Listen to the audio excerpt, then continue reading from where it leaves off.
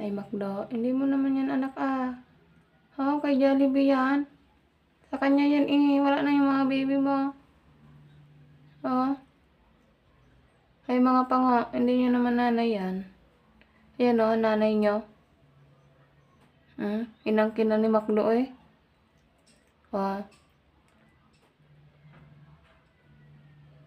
Kawawa naman. Ayan na, nanay nyo. Ayan na kayo magdidi.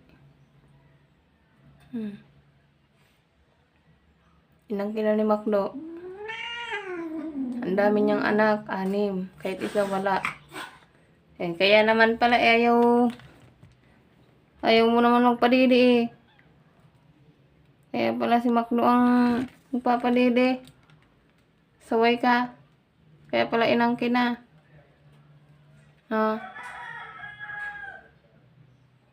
Kawawa naman yung mga pango na yan.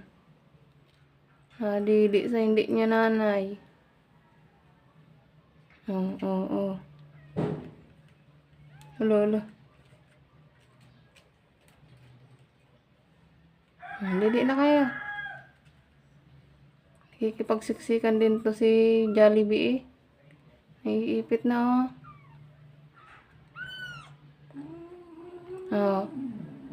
Kung magalit. Ay. Kaya naman eh.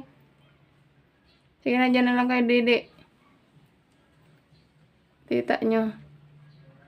Tita McDo. Mas masarap ang McDo kaysa sa Jollibee. Allah. Kaaway na kayo.